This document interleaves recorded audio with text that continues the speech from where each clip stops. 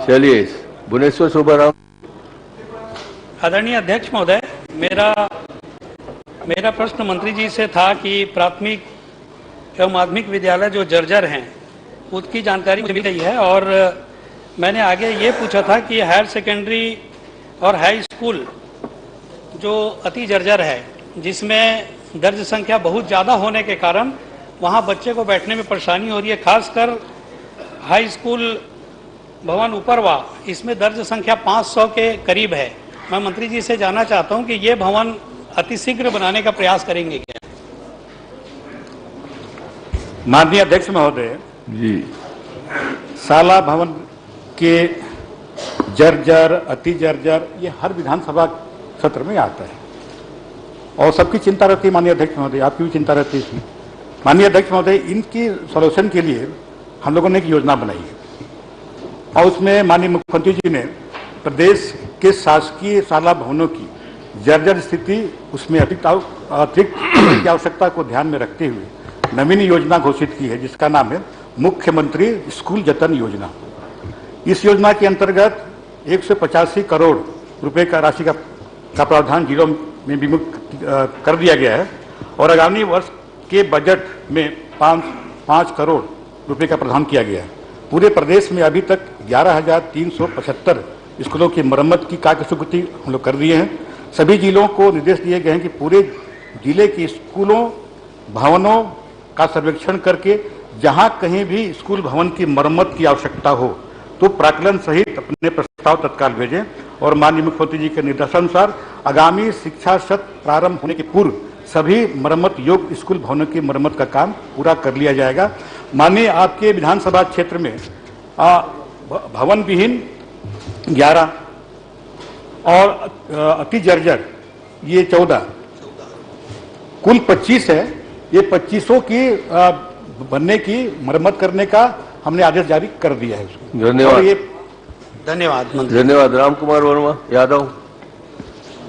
माननीय अध्यक्ष जी, मैं माननीय मंत्री जी से पूछे रहे कि मोर विधानसभा में जो छात्रावास बच्चा रथे वो गरीब मन के लिए का सुविधा पहुंचते ओकर जानकारी मोलदे है। मैं पूछना चाहते हैं पूरा कि मोर क्षेत्र बहुत ही पिछड़ा क्षेत्र है, वहाँ अनुसूचित जाति, अनुसूचित जनजाति, अन्य पिछड़ा वर्ग के बहुत आयक मन लोग वहाँ रहते, लेकिन दुख के बात है कि वहाँ बजट में एक भी छात्रावास नहीं मिले है।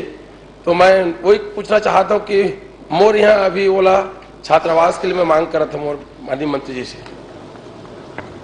माननीय अध्यक्ष महोदय, माननीय सदस्य ने पूछा था कि कितने छात्रावास हैं और उनको क्या क्या सुविधाएं उसमें दी जाती हैं। मैंने पूरा दिया है। और माननीय अध्यक्ष महोदय, इनके विधानसभा क्षेत्र में 14 छात्रावास हैं और उसमें छात्रावास में जो जितना सीट है वो ये पूरा नहीं भर पाते हैं उसमें। तो इसलिए हम लोग ने कहा कि क्योंकि जहाँ 50 सीट का सीट है वहाँ पर 4 बच्चे उसमें आ रहे हैं, कहीं 15 बच्चे उसमें आ रहे हैं और जहाँ 20 है वहाँ पर 7 बच्चे करीब आ रहे हैं। तो ये उसमें क्योंकि अगर छात्रावास हम खोलेंगे और बच्चे उसमें नहीं आएंगे तो उसका लाभ उसको नहीं मिल पा रहा है। फिर भी माननीय अध्यक्ष महोदय, विधायक जी का ऐसा निवेदन है कि उसे खोला जाए, मुख्यमंत्री से चर्चा करके जो भी संभव हो सकता है उसमें करें। अध्यक्ष जी, मैं मांग कर रहे हैं, कल मुख्यमंत्री जी के निघलू सामने बात कर रहे हैं, एक जमगाहन में, एक गिरगिरा में, अनुसूचित जाति के जमगाहन में, अनुसूचित जनजाति के गिरगिरा में माननीय मंत्री जी घोषणा करते था। आपसे निवेदन है, कहा होते सब भला करिए, पूरा प्रदेश देखा थे, निवेदन है आपसे। माननीय अध्यक्ष महोदय, मैं विधायक से चर्चा कर लूंगा, माननीय मुख्यमंत्री से चर्चा कर लूंगा। चलिए, धन्यवाद। चंदन कश्यप भी प्रयास हम लोग करेंगे। चंदन कश्यप। माननीय अध्यक्ष महोदय, मैं मंत्री जी से चलने देता हूँ। माननीय अध्यक्ष महोदय, मैं मंत्री महोदय से जानना चाहा था प्राथमिक शाला, माध्यमिक शाला, हाई स्कूल, हायर सेकेंडरी कितनी संख्या है और कितने भवन विहीन, कितने जर्जर है। और मैं माननीय मंत्री महोदय से जानना चाहता हूँ कि भवन विहीन शाला भवन एवं अति जर्जर शाला भवन की निर्धारण का मापदंड क्या है? किसका? नहीं, ये तो आप लोग जो प्रश्न मैं चाहता हूँ, शाला विहीन और अति जर्जर का मापदंड क्या है? माननीय अध्यक्ष महोदय, जो भवन जर्जर है मतलब वो रिपेयर हो सकता है, और जो अति जर्जर है जो टूट सकता है उसको तो हम डिस्टेबल कर देंगे उसमें।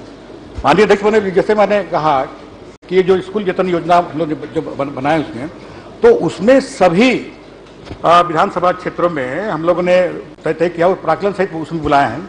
और माननीय विधायक जी के क्षेत्र में भवन विहीन की संख्या 70 और आपके अति जो जर्जर है वो 5 है, कुल 75 हैं।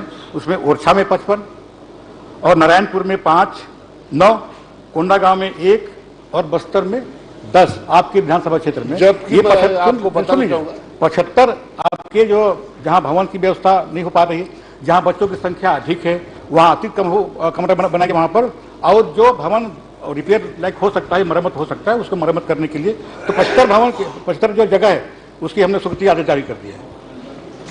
माननीय मंत्री महोदय, मैं आपको बताना चाहूंगा कि कोंडागांव जिला में आप एक भवन विहीन बताए हैं, जबकि मैं दीपावली होली के जस्ट बाद सैटरडे संडे गया, उस क्षेत्र में भवन आज भी जर्जर है 10 से अधिक। मैं शायद फोटोग्राफ भी रख सकता हूँ, और आपको विभागीय जानकारी जो मिली है वो गलत जानकारी दिया गया है। क्या विभागीय अधिकारी पर कार्रवाई करेंगे और तुरंत जानकारी मंगाएंगे? माननीय अध्यक्ष महोदय, जो मेरे पास जो जानकारी है और मैंने सभी को निर्देश दिया है कि जो भी जिले में जितने भी आपके जर्जर भवन हैं या मरम्मत योग्य भवन है उसको एस्टिमेट सहित यहाँ भेजे हैं, और उसकी चूंकि मैंने आपने जो अभी बताई योजना बताई है उसके साथ हम सभी को स्वीकृत करेंगे हमारे दिन। और आगामी जो शिक्षा सत्र शुरू होगा उससे पहले वो रिपेयर भी हो जाएगा, मरम्मत भी उसका हो जाएगा। पूरा शिक्षा विभाग जर्जर है, भवन भर थोड़ी जर्जर है माननीय अध्यक्ष। ये तो आपके द्वारा दिया गया है ना, अभी तो शिक्षा मंत्री थे, पूरा जर्जर आपकी तरफ से हुआ है। 15 साल तक इन्होंने ध्यान ही नहीं दिया है अध्यक्ष महोदय। स्कूल भवन को चौपट किया। 4 साल में क्या किया ये बता दो ना आप। अब आपने 4 साल में तो हमने सुदृढ़ करने का प्रयास किया है। 4 साल में स्वीकृत भी हुआ, आप लोगों ने बेड़ा गर्क किया है काम, जो आप लोगों ने 15 साल में जो बेड़ा गर्क किया है उसको ठीक कर रहे हैं हम लोग। माननीय अध्यक्ष महोदय, कोंडागांव जिले का प्रश्न था, इसलिए मेरा पे एक पूरक प्रश्न है। प्राइमरी स्कूलों में आहता विहीन है जिसमें आपके 57 बताया गया है। माननीय मंत्री जी, इन आहता जो प्राइमरी स्कूलों का कब तक पूरा करेंगे, क्योंकि छोटे छोटे बच्चे अध्ययन करते हैं। चलिए आप उधर का जवाब दीजिए। माननीय अध्यक्ष महोदय, आहता विहीन स्कूलों के बारे में माननीय अध्यक्ष महोदय, इसी विधानसभा सत्र में जब चर्चा हो रही थी आहता की जर्जर भवनों की, तो आपने निर्देश दिया था कि चूंकि आपके जो स्कूल भवन है वो चूर हैं, वो आपका स्थिति ठीक नहीं है, रिपेयर कर सकते हैं, तो आप आहता को आप उसमें अलग से करेंगे। अभी हम लोग केवल फोकस उसमें ये है कि जो मरम्मत योग हैं मरम्मत करवाएंगे, और जहां आपके जो भवन बन सकता है वहां भवन बनाएंगे। चलिए धर्मजीत सिंह जी। माननीय मंत्री महोदय, जो गलत जानकारी विभागीय दिए हैं उनको ऊपर क्या कार्रवाई करेंगे?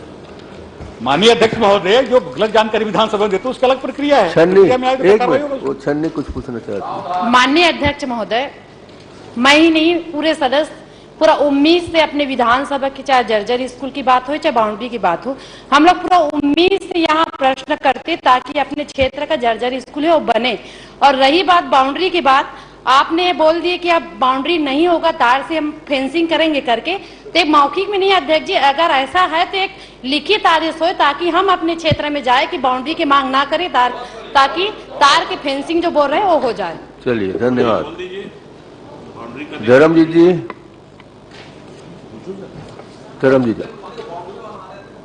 अध्यक्ष महोदय, मैं कोई बहुत टेढ़ा मेढ़ा प्रश्न भी नहीं है, पर मुझे जय सिंह अग्रवाल जी के कार्य प्रणाली पर बहुत विश्वास है। वो अच्छा काम करते हैं, हाँ दमदारी से, तकलीफ भले पाते हैं। माननीय मंत्री जी, पृष्ठभूमि 2 मिनट बता दूं उसके बाद, क्योंकि एक अभी खुड़िया गांव जिसका मैं प्रश्न पूछा हूं, वहां सारे गांव वाले टेलीविजन के सामने अध्यक्ष जी के लाइव टेलीकास्ट को देख रहे हैं। सन 2001 में 1 मई को खुड़िया के सिंचाई विभाग के 1000 एकड़ जमीन को माननीय अजीत जोगी जी, माननीय वरिष्ठ मंत्री मोहम्मद अकबर जी और माननीय सर्वाधिक वरिष्ठ मंत्री प्रेम साय जी, इन तीनों की उपस्थिति और मेरी उपस्थिति में उनको पट्टा दिया गया। आपने कह दिया वो सिंचाई ग्राम नहीं है, वो सिंचाई ग्राम भी नहीं है, वन ग्राम नहीं है, राजस्व ग्राम नहीं है, तो ये कौन सा ग्राम है आपके रिकॉर्ड में, ये पहले बताइए। माननीय अध्यक्ष महोदय, धनजीत सिंह जी ने सिंचाई ग्राम का जो जिक्र किया, तो सिंचाई ग्राम नहीं हमने जवाब दिया है इसमें, और उसकी प्रक्रिया चल रही है राजस्व ग्राम घोषित करने के लिए, और उसमें प्रक्रिया के हिसाब से उसको राजस्व ग्राम घोषित किया जाएगा।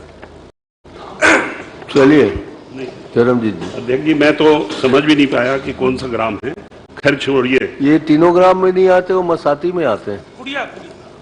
नहीं, वो सिंचाई ग्राम है, इनके यहाँ रिकॉर्ड गलत जानकारी दिए हैं। खैर मैं उस पर नहीं पढ़ना चाहता, मेरा अपना आपको राजस्व ग्राम करने के लिए बोलने का। आपने लिखा है IIT रुड़की द्वारा राजस्व सर्वेक्षण कराया जा रहा है, तो ये राजस्व ग्राम बनाने के लिए IIT रुड़की ही करता है क्या? उससे सुन तो लीजिए, उससे आपने कब एग्रीमेंट किया, कब तक के उसको सर्वे रिपोर्ट देने के लिए प्रावधान आपने किया है, और कब तक ये रिपोर्ट आएगी, ये आपसे पूछना चाहता हूँ। माननीय अध्यक्ष महोदय, राजस्व सर्वेक्षण में जिला कलेक्टर को तकनीकी सहयोग के लिए IIT रुड़की से उसको एजेंसी बनाया गया है, वो IIT रुड़की से सहयोग लिया जाता है, और उसका मैंने बताया पहले भी कि वो प्रक्रिया में है, और हम लोग कोशिश करेंगे जल्दी जल्दी वो राजस्व ग्राम घोषित हो। आखिरी प्रश्न पूछ लेता हूँ, फिर अमितेश जी का आ जाएगा। माननीय मंत्री जी, उनको पट्टा तो 1000 एकड़ मिल चुका है। राजस्व मंत्री भूपेश बघेल जी थे जो अभी हमारे मुख्यमंत्री हैं। 22 साल में उनको राजस्व ग्राम का दर्जा नहीं मिलने के कारण वो न तो बैंक से कर्जा ले पा रहे हैं, न ट्यूबवेल खुद वायर ले पा रहे हैं, न उनको फर्टिलाइजर मिलता है, हाँ, और न उनके धान के बिक्री का भी कई अड़चन होती है, और जो राजस्व ग्राम के पट्टेधारी लोगों को जो सुविधा मिलना चाहिए उससे वो वंचित हैं। वहाँ मछुआरे हैं, आदिवासी हैं, गोंड है, केवट है, यही लोग हैं। तो इतनी धीमी गति से मत चलाइए। 22 साल हो गया, कम से कम 22 साल में मैं 22 बार हर सत्र में, इसी विधानसभा में, इनकी भी सरकार में, आपकी भी सरकार में 4-4 बार बोल चुका हूँ। ठीक है, मान लो वो थे, तो अब आप तो 4 साल वाले हो, थोड़ा चलो ना।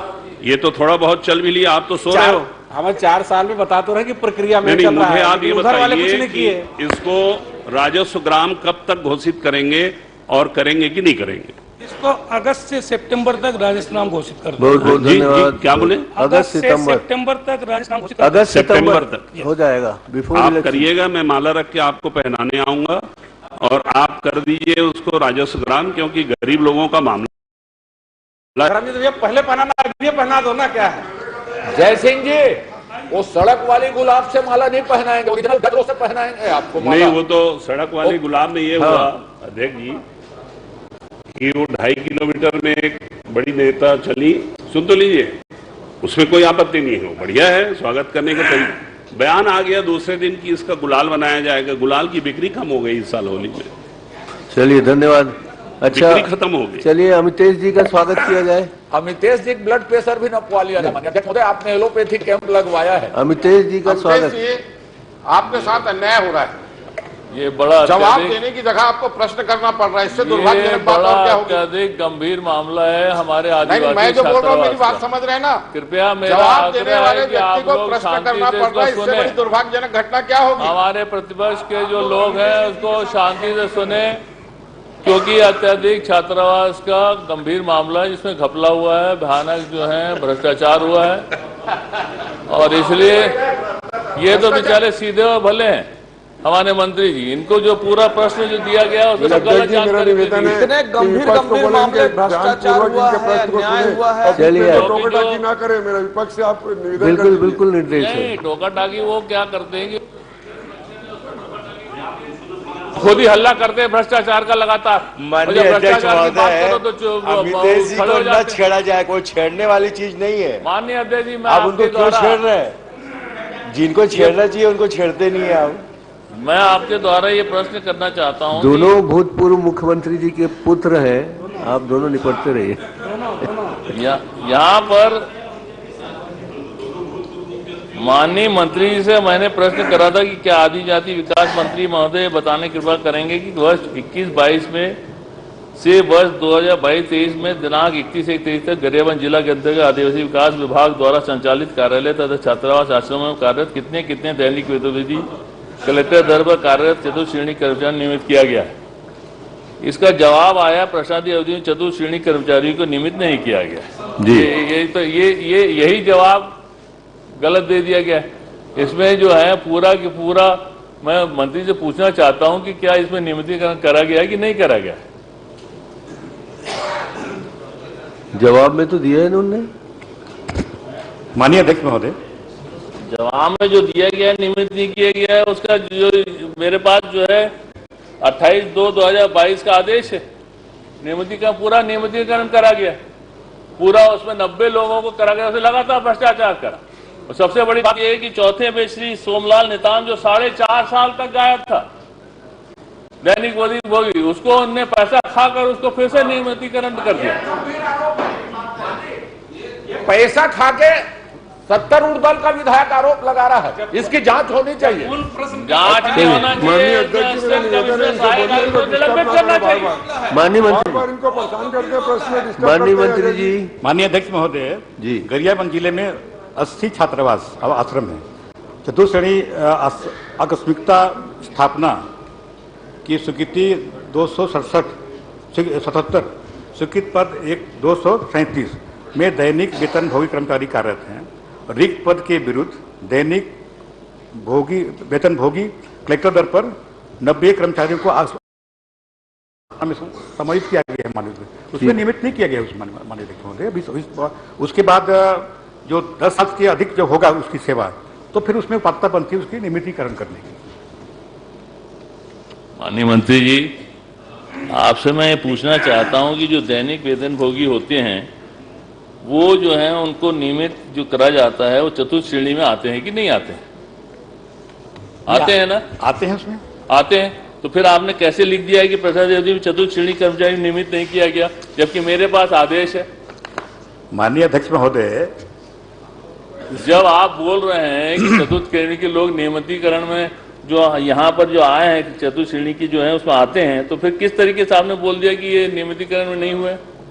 ये कर्मचारियों का जो आपका ये है, जो पहले कलेक्टर दर में रहते हैं, कलेक्टर दर, उसके बाद फिर आकस्मिकता निधि से उसकी स्थापना होती है इसमें। लेकिन उसमें अगर लेकिन इसमें माननीय अध्यक्ष महोदय, अगर माननीय विधायक जी अगर बोल रहे हैं कि जो बाहर से 4 साल से बाहर रहा, अगर कोई उसमें नियुक्ति किया है तो मैं जांच भी करा लूंगा इसकी। अरे निलंबित करिए स्टेट कमिश्नर को, एक आध उदाहरण पेश करिए माननीय मंत्री जी। सहायक आयुक्त को उसमें निलंबित करता हूँ। निलंबित करिए आप, जिससे सहायक आयुक्त को आरोप लगातार न लगा सके। ये जांच भी मैं कराऊंगा और इसको निलंबित भी करता हूँ। इसको जो सहायक आयुक्त है उसको निलंबित। धन्यवाद, धन्यवाद, बहुत धन्यवाद। आगे पीछे के है, संवाद करने गंभीर बात है, निलंबित क्यों करेंगे? संवाद करने निलंबित कर दिया और क्या करेंगे? ईमानदार मंत्री से निलंबित कर दिया। धन्यवाद। आप बताइए। बस हो गया ना माननीय अध्यक्ष महोदय, मैं आपके माध्यम से मंत्री जी, आप या तो उनके घर चाय पीने चले जाते हैं, उनको चाय पीने बुला लेते हैं, समय सदन में इतना टाइम नहीं लगता। अरे वो हल कर लेना था। माननीय धर्मजीत जी, वो आगे पीछे रहते हैं, ऐसा नहीं कर सकते। सदन में घोषणा करी, जो आप लोग के आरोप रहते हैं लगातार की भ्रष्टाचार होता रहता है, उसका जवाब दिया उन्होंने। माननीय अध्यक्ष महोदय, मामला है 2012-13 का, क्या 276 गरियाबंद का चला, बसर कहाँ से आएगा? इसी से संबंधित अनुमति दीजिए। चलिए 276 लोगों को 2012-13-14 तक भर्ती की गई है और उन लोग शासन के खिसादेश के तहत भर्ती की गई है और आज उनका निष्कासन हुआ है।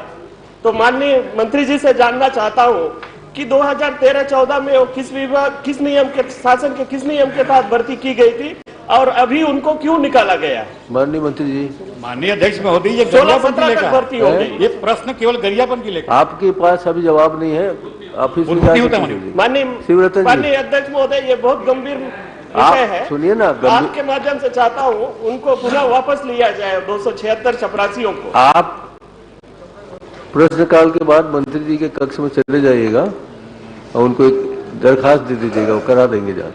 माननीय अध्यक्ष जी, 276 लोगों का भविष्य के अंधकार में हो गया है। 16-17 में उनको भर्ती किया जाता है किस आदेश के तहत, अभी फिर उनको निकाला जाता है कहीं ना कहीं पैसों पैस में। इसलिए मंत्री जी का कोई जवाब उनके उन पर सहानुभूति पूर्वक विचार करेंगे क्या? मैं माननीय मंत्री इसी प्रश्न में। नहीं, माननीय अध्यक्ष महोदय, आपने का निर्देश दिया है कि माननीय मेरे कक्ष में आ जाए, मैं देख लूंगा उसमें क्या हो सकता है। सहानुभूति पूर्वक विचार करना है उसमें। जी, शिवरतन जी शर्मा। माननीय अध्यक्ष जी, माननीय मंत्री जी ने जो आज संशोधन के साथ उत्तर दिया है, इस उत्तर में ही विरोधाभास है। 4 प्रश्न हैं मेरे। एक में आपने समिति गठन करने को स्वीकार किया है और 3 महीने का समय दिया है कि 3 महीने में समिति रिपोर्ट देगी। समिति गठित हुई है 16/9/2021 को और आज पर्यंत तक इस समिति की रिपोर्ट नहीं आई है। दूसरी तरफ माननीय मंत्री जी ने मेरे गा के उत्तर में कहा है कि मैंने 7/3/2019 के बिंदु क्रमांक 3 में उल्लेखित क्रमोन्नति समयवाद में क्या कार्रवाई विभाग द्वारा की गई, उसमें जी हां लिखा है और घा में कहा है शिक्षा कर्मियों का संविलियन हो जाने के कारण उक्त घोषणा अप्रासंगिक हो गई है। माननीय अध्यक्ष जी, शिक्षा कर्मियों का संविलियन पहला 2018 में हुआ और 2018 में जब संविलियन हुआ और शिक्षाकर्मी हड़ताल पे गए तो माननीय भूपेश बघेल जी उस समय कांग्रेस के अध्यक्ष थे और उस आंदोलन में वो गए थे और उनका भाषण हुआ था, राज्य सरकार के वर्तमान फैसले से सभी वर्गों को लाभ नहीं मिलेगा, इसमें सिर्फ वर्ग 1 और वर्ग 2 को ही लाभ होगा। वर्ग 3 अब भी विसंगति से जूझ रहा है। पीसीसी चीफ ने कहा कि शिक्षा कर्मियों के राज्य के फैसले को लेकर नाराजगी है। संविलियन और वेतनमान का लाभ सभी शिक्षा कर्मियों को नहीं होगा। और अपने घोषणा पत्र में भी उन्होंने इस बात का उल्लेख किया कि हम वेतन विसंगति दूर करने के लिए कार्य करेंगे।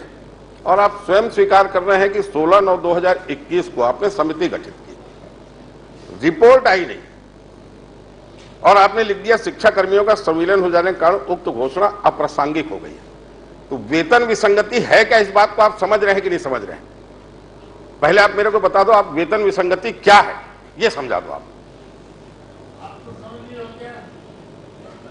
क्या है इसमें बताइए तो, क्या है वेतन विसंगति, क्या है इसमें ये बता दीजिए। अरे भाई, जिस बात के लिए आपने कमेटी बनाई है, कमेटी आपने बनाई ना वेतन विसंगति को दूर करने के लिए जी, तो आपने क्या समझा वेतन विसंगति को? पहले ये तो स्पष्ट करो, किस प्रकार की वेतन विसंगति थी जिसके लिए आपको समिति बनानी पड़ी? इसीलिए तो कमेटी बनाई है, इसीलिए तो कमेटी बनाई गई है ना। कमेटी की बैठकें होगी, उसमें आपके कई लोग हैं, उसमें शिक्षा विभाग के लोग रहेंगे, वित्त विभाग के लोग रहेंगे, जीडी के लोग रहेंगे। तो ये सबका उसमें जो बैठक होगा तब तो कुछ उसमें हल निकलेगा। माननीय अध्यक्ष जी, आप स्वयं उत्तर देख लीजिए। उत्तर में आपने लिखा है वेतन विसंगति दूर करने के लिए आपने प्रमुख सचिव छत्तीसगढ़ शासन स्कूल शिक्षा विभाग की अध्यक्षता में समिति बनाई है।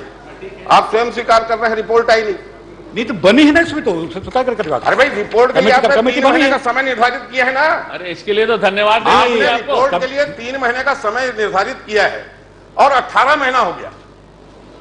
3 महीने का समय आपने निर्धारित किया, रिटर्न में दिया है और आप स्वयं स्वीकार कर रहे हैं कि अब तक समिति की रिपोर्ट नहीं आई है। मैं आपसे सिर्फ प्रश्न ये कर रहा हूं कि वेतन विसंगति क्या है जिसके लिए आपको समिति गठित करनी पड़ी? किन किन बिंदुओं पे बात करने के लिए समिति गठित की गई थी, वो बिंदु बता दीजिए। उस समिति को कौन कौन से बिंदु दिए गए थे जांच के लिए? और समिति की रिपोर्ट नहीं आई तो उसके पीछे क्या कारण है और लेट होने के लिए दोषी लोगों पर आप क्या कार्रवाई करेंगे?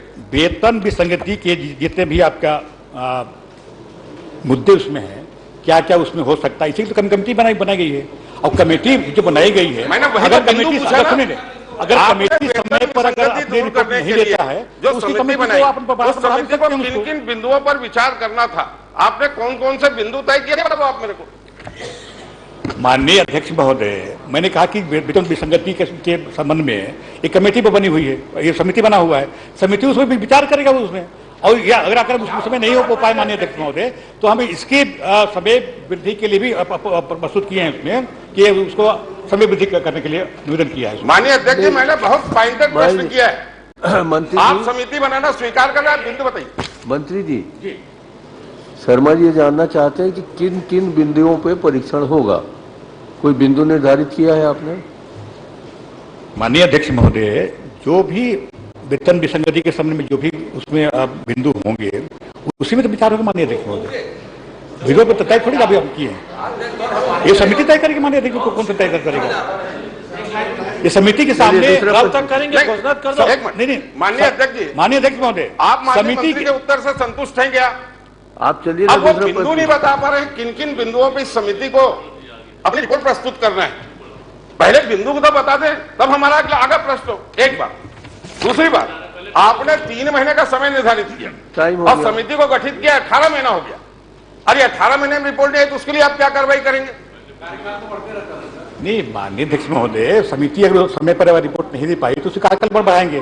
अच्छा, एक मिनट, समिति का कार्यकाल बढ़ाने का आदेश क्या? शर्मा जी देखिए, समिति के समक्ष जो भी कर्मचारी के पदाधिकारी होते हैं, फेडरेशन के होते हैं, उनको बुलाया जाएगा, उनकी क्या उनका कहना है, उनकी बातों को सुनेंगे, उसके बाद वो पूरा फैसला करेंगे उसमें।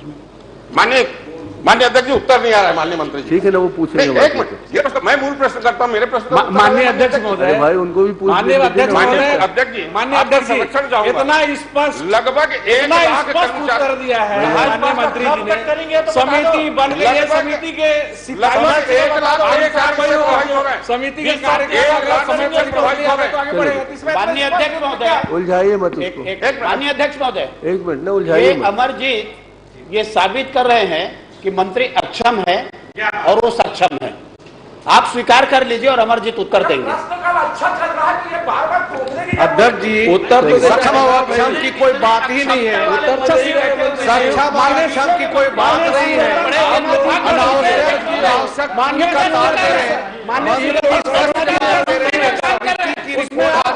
बात होगी, समिति गठन हुई है और समिति उसी बिंदु में विचार करेगी।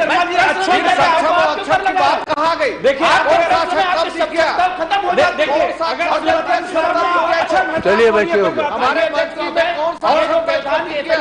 और अगर आप मंत्री जी ने अमरजीत जी, अमरजीत जी प्लीज, बाद हम चर्चा करेंगे। तो कहाँ से बात आ गई? माननीय अध्यक्ष जी, कुछ बिंदु, एक मिनट, मैंने 2 प्रश्न किए, मेरे दोनों मैं पूछ तो रहा हूँ, मैं अगला जी, मैं उन्हीं को पूछ रहा हूँ जी। बिंदु निर्धारित किया गया था क्या कि किन किन प्रश्न पर उनसे जवाब लिया जाएगा या जांच किया जाएगा? माननीय अध्यक्ष महोदय, ये शिक्षकों की जो वेतन विसंगतियां है, ये अंतर विभागीय समिति का गठन किया गया। ठीक, उसमें प्रमुख सचिव शिक्षा, सचिव सामान्य प्रशासन, कमेटी हो गई है, सचिव सामान्य प्रशासन और सचिव वित्त विभाग, ये सबसे मिला जुआ है। और समिति के समक्ष फेडरेशन के पदाधिकारी को भी अपने पक्ष रखने का अवसर रहेगा। उसमें उनकी क्या मांग है, किस प्रकार की वेतन विसंगतियां है, उसी में चर्चा करूँ। मान्य चलिए बताइए मुझे कि उसमें एक आध बैठक हुई है कि नहीं? 1-2 बैठक हो गई है क्या उस समिति? जी, एक बैठक हुई, एक बैठक हो गई। एक माननीय अध्यक्ष जी, 3 महीने में रिपोर्ट आनी थी, 3 महीने में रिपोर्ट नहीं आई। मैंने पूछा कौन कौन से बिंदु निर्धारित थे, उसका उत्तर नहीं आया। अब मैं तीसरा प्रश्न कर लेता हूं इनसे। हाँ, तीसरा कर लीजिए। 2 का उत्तर नहीं आया, इनका आ जाए उसके बाद आपको देता हूँ। 2 का उत्तर नहीं आया, मैं तीसरा प्रश्न कर रहा हूँ। अरे इनका हो जाने दो ना। मेरे गा के उत्तर में इनने स्वीकार किया है, शिक्षा कर्मियों का संविलियन हो जाने के कारण उक्त घोषणा अप्रासंगिक हो गई है। शिक्षा कर्मियों का संविलियन पहले 2018 में हो चुका था, उसके बाद जन घोषणा पत्र जारी हुआ। अब जब शिक्षा कर्मी का संविलियन हो गया तो ये घोषणा जन घोषणा पत्र लेने के पीछे क्या कारण था?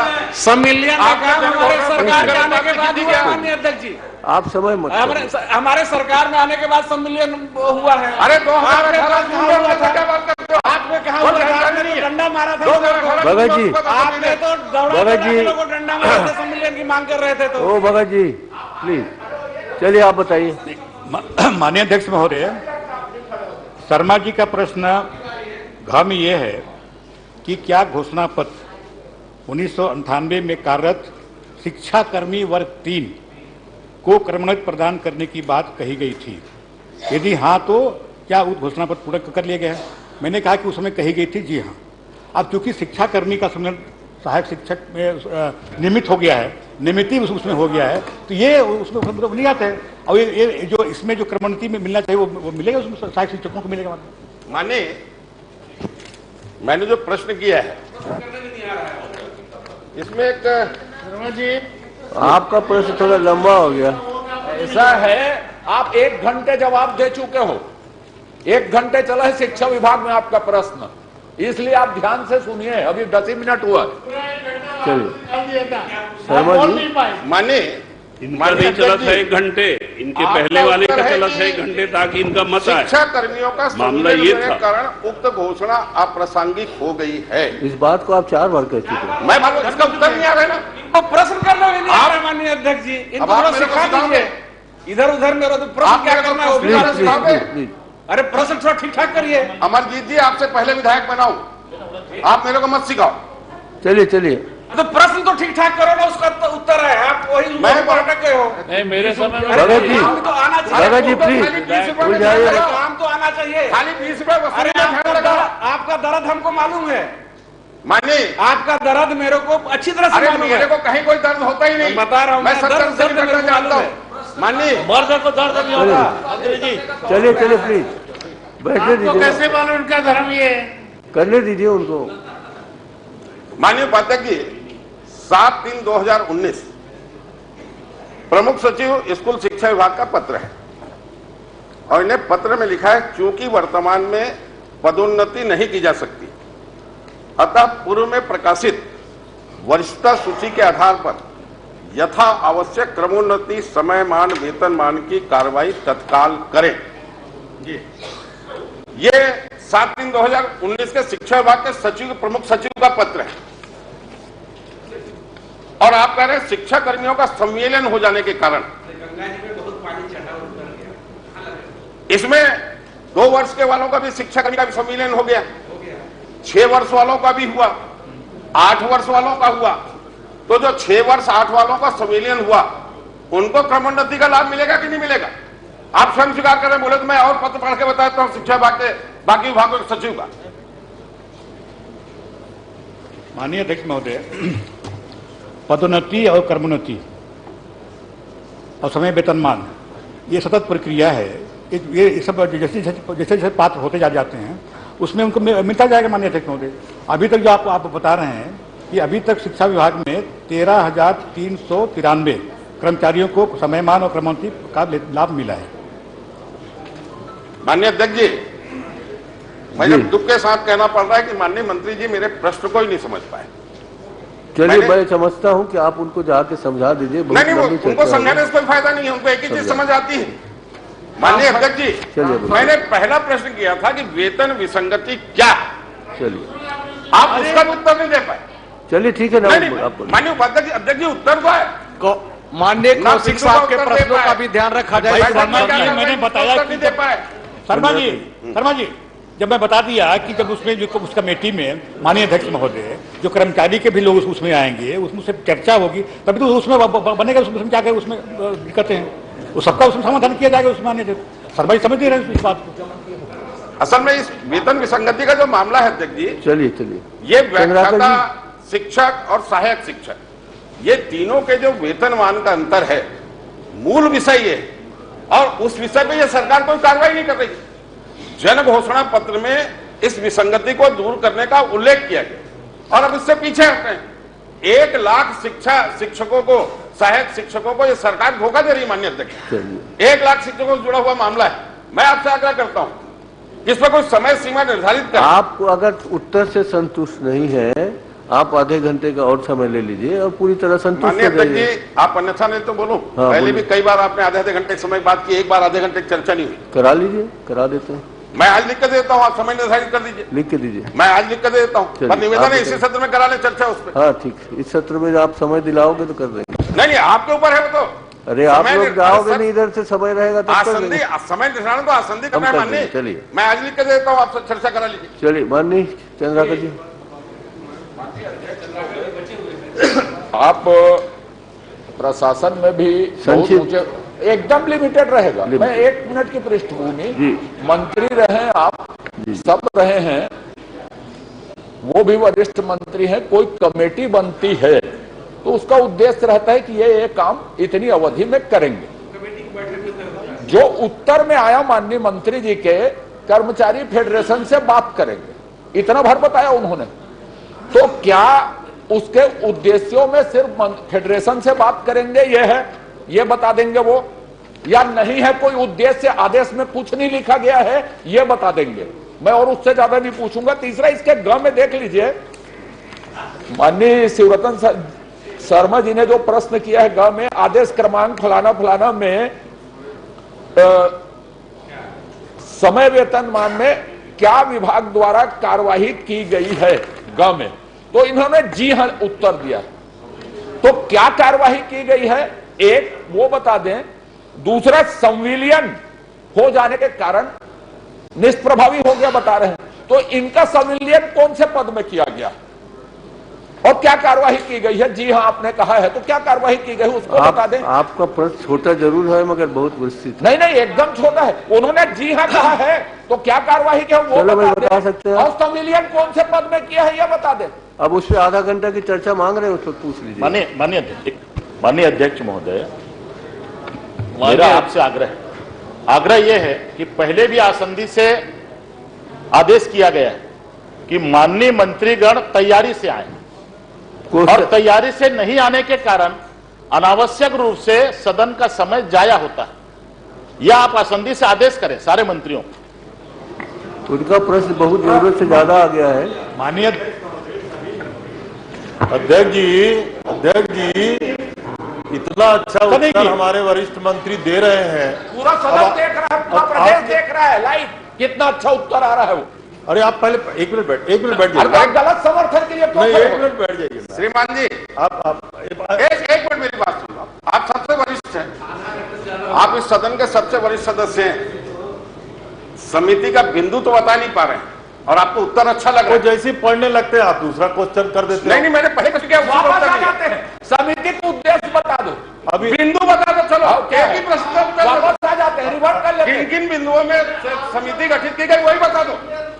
भाटो बैठता था, एक कहीं भाटो बैठते। माननीय अध्यक्ष महोदय, पूरा उत्तर पढ़ रहे हैं, आप इजाजत देंगे तो 3-4 पत्ते का है पूरा मीटिंग का। अच्छा, उत्तर पढ़ के सुना आधे घंटे चर्चा स्वीकृत हो गई ना, आधे घंटे की चर्चा स्वीकृत हो गई है, इसलिए इस पर बाद में चर्चा होगी। माननीय धर्मलाल जी कौशिक। माननीय अध्यक्ष महोदय, मैंने जो प्रश्न लगाया और प्रश्न में संशोधित ये जो ऑनलाइन निकाला हूं मैं, उसमें कहा गया है कि संशोधित किया गया है, और ये जो संशोधित किया गया है उसमें मैंने जो प्रश्न पूछा था उसमें केवल तारीख बदला है संशोधन में। प्रश्न तो उक्त अवधि में तो केवल 31/1, 31/1/23, 31/1/23 इतना ही बदला हुआ है, और संशोधित के बाद में जो प्रिंट हुआ है तो प्रिंट हुआ है तो सर को अलग कर दिया है और धड़ अलग हो गया है। प्रिंटिंग मिस्टेक होगा, मतलब जो प्रश्न करने का और जो उसका औचित्य है वो खत्म हो गया, उसके आत्मा ही को निकाल दिया। तो मेरा ये कहना है कि ऑनलाइन जो हमारी व्यवस्था है, ऑनलाइन मेरे पास में उत्तर है और प्रिंट में जो उत्तर है उसमें अंतर है। जो प्रश्न है, तो प्रिंट का जो प्रश्न है और ये जो ऑनलाइन का है, तो आज मैं चाह रहा हूं कि अभी समय है, इस प्रश्न को आगे के लिए बढ़ा दीजिए। चलिए, धन्यवाद। शैलेश पांडे जी। नहीं, आप तय करेंगे तो बहुत समय हो गया ना, आपका बाद में लिख लेंगे। अगर उत्तर गलत आया है प्रिंटेड में और यहाँ का जो ऑनलाइन है उस उत्तर में आपका विरोधाभास है, तो उसको हम सचिवालयीन कर्मचारियों से भी तय कराएंगे और आपका उत्तर किसी दूसरे दिन के लिए रख देंगे। शैलेश पांडे एक दो और आप नहीं, अब उससे चर्चा हो गया। धर्म भैया इतना निस्सहाय कैसे हो गए? धर्म भैया इतना निस्सहाय कैसे हो गए? मैं कोई निस्सहाय जैसे नहीं, और आपकी जरूरत जैसे प्रेम साहब को है, मेरे साथ बहुत साथी है, मैं उसको और आगे बता देता हूं। मैं 4 प्रश्न का, उसमें एक तो संशोधित आ गया, आग्रह आ गया, वो भी ठीक है।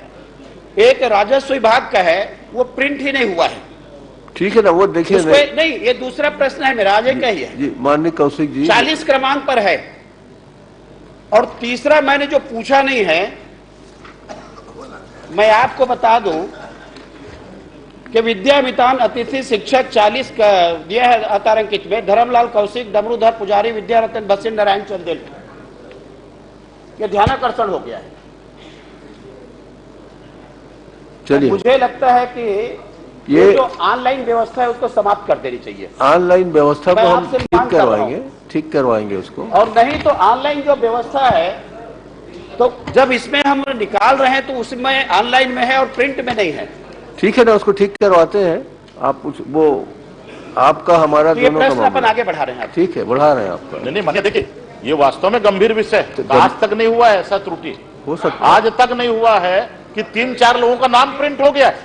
नहीं वो ध्यान आकर्षण को इसमें प्रिंट कर दिए। नहीं व्यवस्था नहीं, लेकिन इसको सुधरवाइए आप। चलिए शैलेश पांडे, ये ऐसा कभी होता नहीं। धर्मलाल कौशिक, डमरूधर पुजारी, विद्यारतन भसीन और नारायण चंदेल, 4 लोगों का नाम। संसदीय कार्य मंत्री जी, संसदीय इतिहास में पहली घटना। वो संसदीय कार्य मंत्री जी, भ्रष्टाचार लोगों के नाम संसदीय कार्य मंत्री जी, भ्रष्टाचार लोगों के नाम शैलेश पांडे, संसदीय कार्य मंत्री जी, प्रिंट हुआ है 4 लोगों के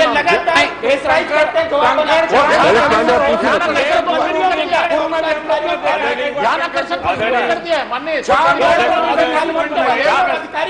नहीं, पर प्रश्न में तो कोई आपका चेंज नहीं हुआ है। उसमें क्या हो, क्या प्रश्न में जो है, चलिए बैठिए। आदरणीय अध्यक्ष महोदय, अरे भाई भैया जान गए ना कि कौन कौन पूछने वाले हैं, उनका नाम आ गया उसमें। चलिए हो गया भाई, चारों को पूछ लीजिए, चारों लोग। प्लीज। आदरणीय अध्यक्ष महोदय, प्रश्न कीजिए। आपको प्रणाम करता हूँ। प्रश्न ठीक नहीं जी, मैं उसके धड़ को अलग कर दिया। बिलासपुर का एक महत्वपूर्ण मामला है, उसकी चर्चा होने दीजिए। कौशिक जी प्लीज। कौशिक जी, आप अध्यक्ष रह चुके हैं, मैंने अध्यक्षीय व्यवस्था दे दी है कि कुछ कमी रह गई उसको आगे बढ़ने दीजिए। माननीय अध्यक्ष महोदय, जो 3 नाम प्रिंट हुआ है उसमें आपकी कोई व्यवस्था आनी चाहिए। गंभीर, मैं आपका ध्यान आकर्षित कर रहा हूँ। आप ध्यान आकर्षित किए, मैं उधर ध्यान दूंगा, उसके बाद तो व्यवस्था। राजस्व विभाग का मेरा प्रश्न है आज ही। ठीक है ना सर, वो राजस्व विभाग का किसी में मान लिया आपका, मान लिया आपका, मान ना लिया। अग्राही में है, ना ग्राही में है, ना संशोधित में है, आकाश में उड़ गया, पाताल में खा गए, पता ही नहीं लग रहा है।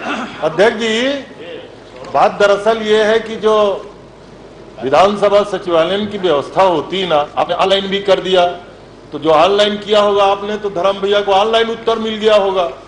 जो प्रिंट होके आपने प्रश्न किया तो प्रिंट होकर आपको उत्तर मिला होगा। वैसा ही हो गया जैसे राज्यपाल को आपने दिया था ना, गवर्नर को आपने दिया था, वैसा ही हो गया। और ये टोटल मंत्रियों का और आप लोग के अधिकारियों का जो बदमाशी है वो कारण का काम हमारा नहीं है, विधानसभा सचिवालय का है। जो राज्यपाल को जो दिए थे ना कि अंग्रेजी में अलग, हिंदी में अलग, और वैसे ही यहाँ भी हुआ है, केवल आप लोग के कारण है। जिस प्रकार से आप प्रेशराइज करते हैं और दबाव बनाते हैं, और वही उसका कारण है, उसका सवाल है। शैलेश पांडे जी, मैं आगे बढ़ रहा हूँ। हम क्या विधानसभा सचिवालय को दबाव बना सकते हैं? नहीं बना सकते आप। नहीं तो संसदीय कार्य मंत्री की भूमिका क्या है? दबाव को समाप्त। आपसे अनुरोध करने गया था, वो मेरी भूमिका थी। चलिए, अच्छा, चलिए आदरणीय अध्यक्ष महोदय, आप जल्दी आइए। आपके माध्यम से माननीय मंत्री जी से जानना चाहता हूं कि 1944 का बिलासपुर का ऐतिहासिक कॉलेज, जो पहले SBR कॉलेज के नाम से था, आज JP वर्मा कॉलेज के नाम पर है, उस कॉलेज की जो जमीन प्लेग्राउंड बच्चों के खेलने कूदने का था, वो अचानक कैसे गायब हो गया पिक्चर से? कहाँ से गायब हो गया? गायब हो गया पिक्चर से। 1944 में ट्रस्टियों ने 1 लाख रुपए देके महाविद्यालय बनाया। ठीक। और उसके बाद ट्रस्टियों ने 2.3 एकड़ जमीन दान दी।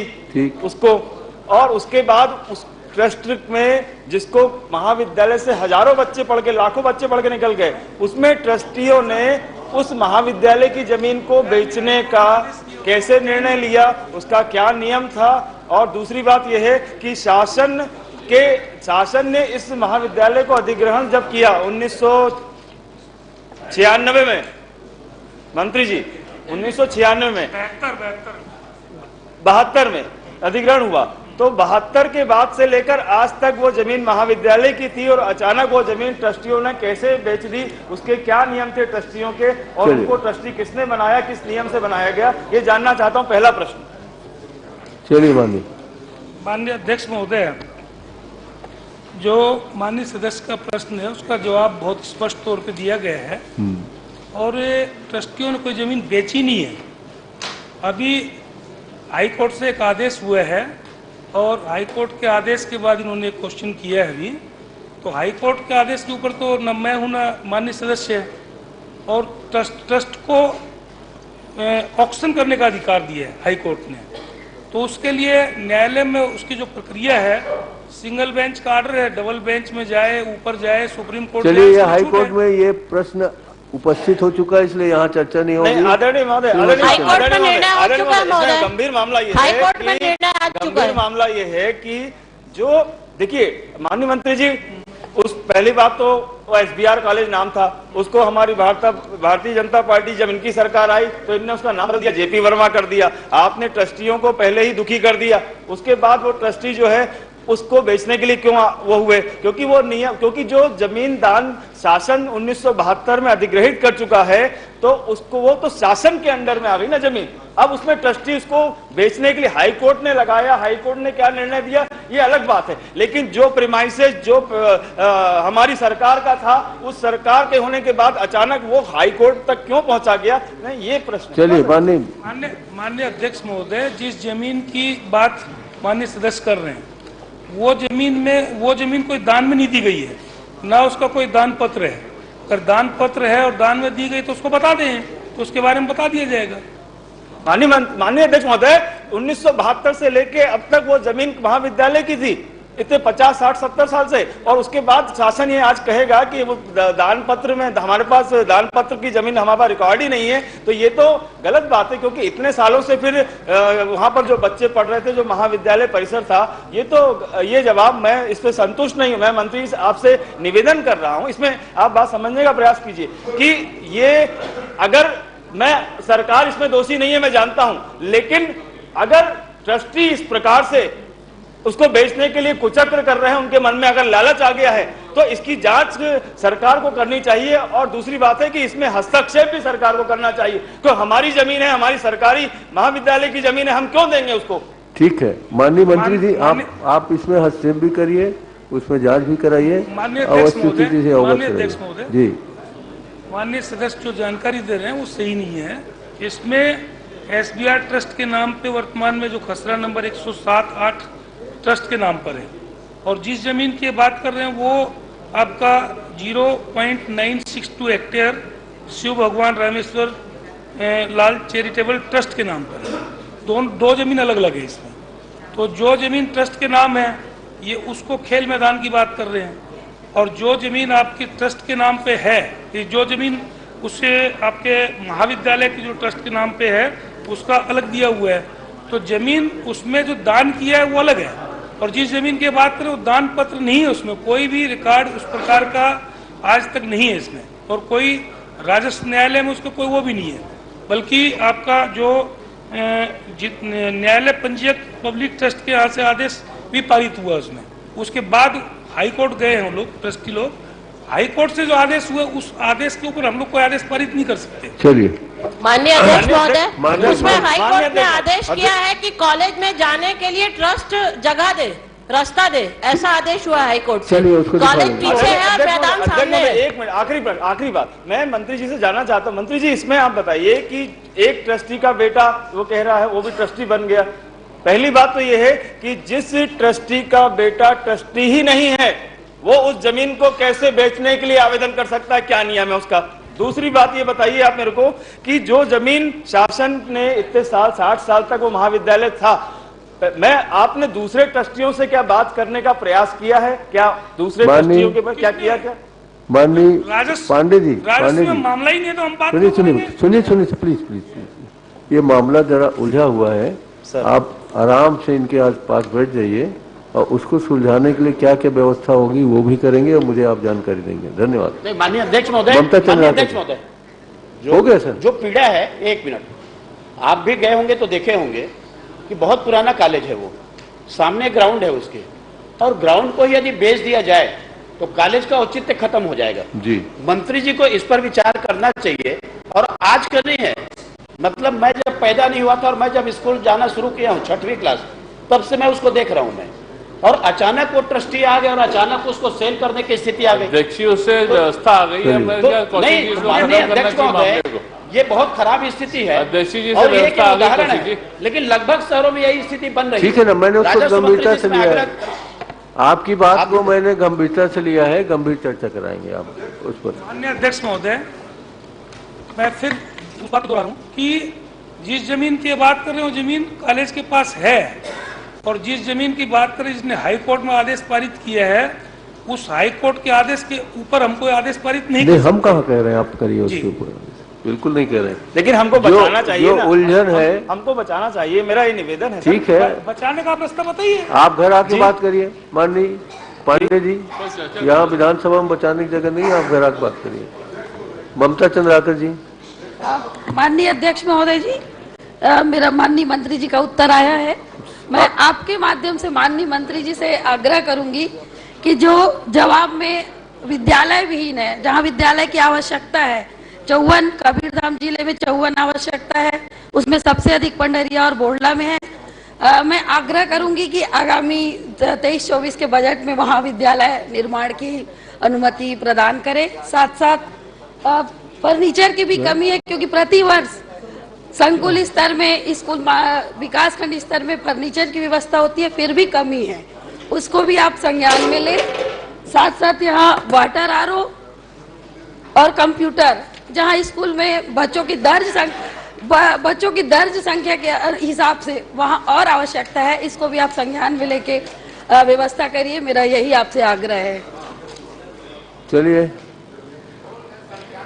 अध्यक्ष महोदय, माननीय सदस्य का प्रश्न था कि जहाँ विद्यालय की भवन की आवश्यकता है, तो कवर्धा में 7 जगह, बोरला में 16 जगह, और सरस बुलोहारा में 8 जगह, और पंडरिया में 23 जगह। ये भवन तो है वहाँ पर, अगर बच्चों की संख्या वहाँ पे अधिक है और कमरे वहाँ पे कम है, तो माननीय अध्यक्ष महोदय, वहाँ अतिरिक्त कमरे की आवश्यकता पड़ेगी। हमने सबकी जानकारी उसमें बुला लिया है और उसकी संरक्षण भी हम लोग करेंगे। जहाँ तक पानी की व्यवस्था आपने कहा है, तो ये आरओ जो लगाए गए थे, ये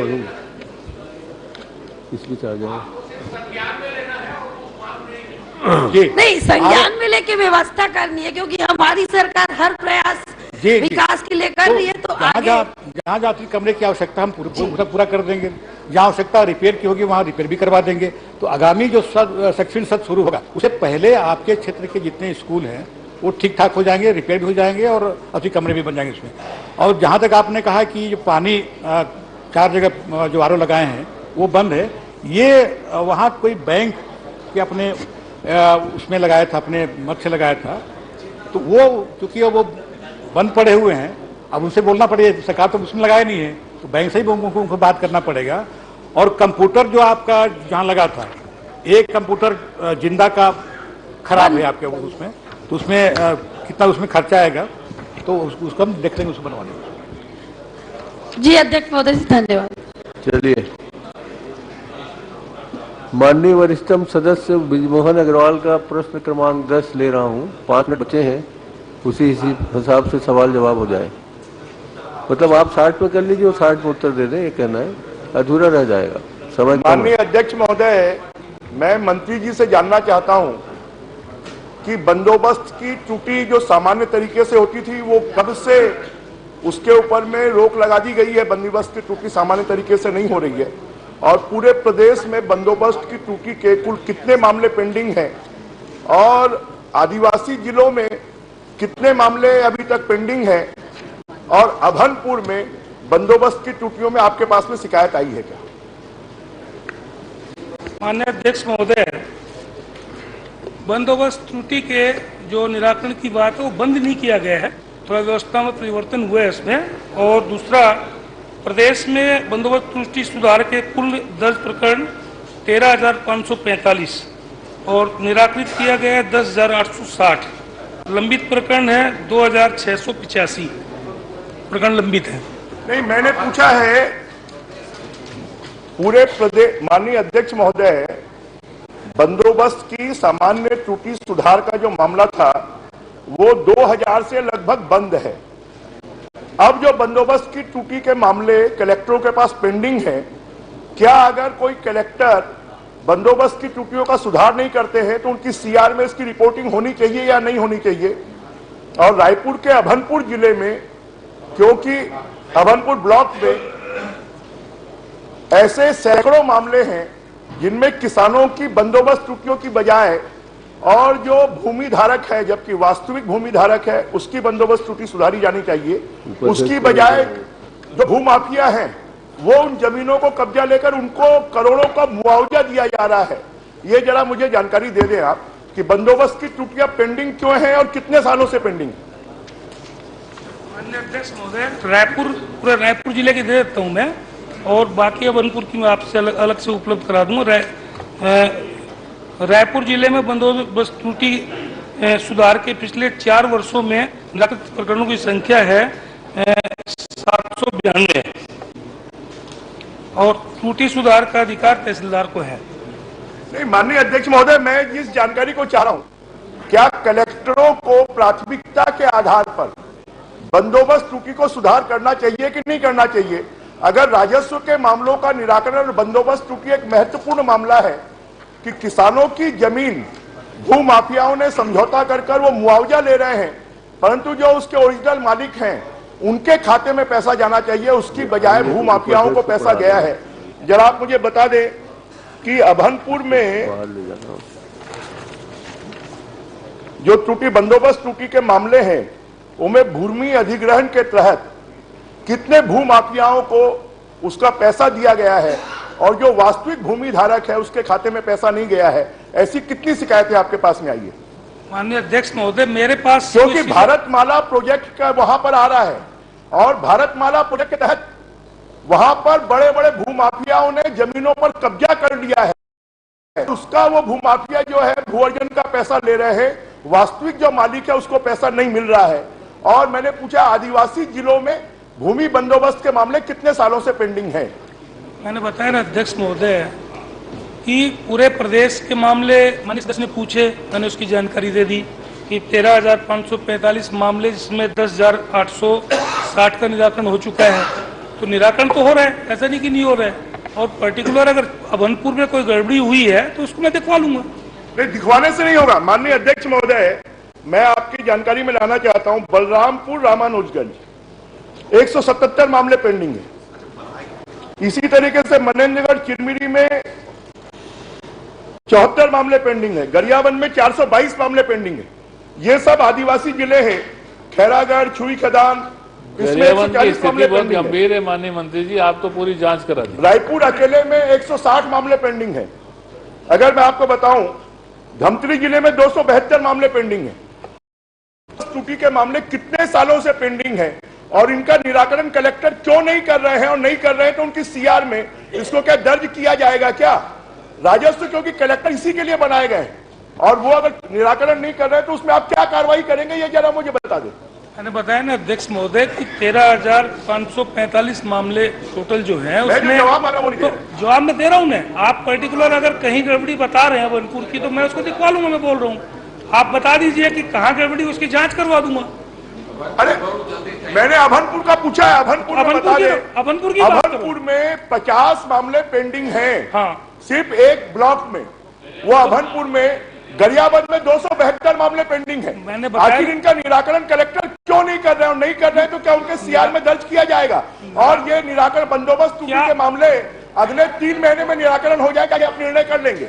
गणेश साहू जी, आप भी अपनी बात कह लीजिए, जब तक उत्तर दे देंगे। माननीय मंत्री जी, 2-3 साल से आपके रिकॉर्ड में बता रहा है पेंडिंग है, ये कब तक निराकरण हो जाएंगे बंदोबस्त? प्रश्नकाल समाप्त। शिव कुमार डहरिया जी।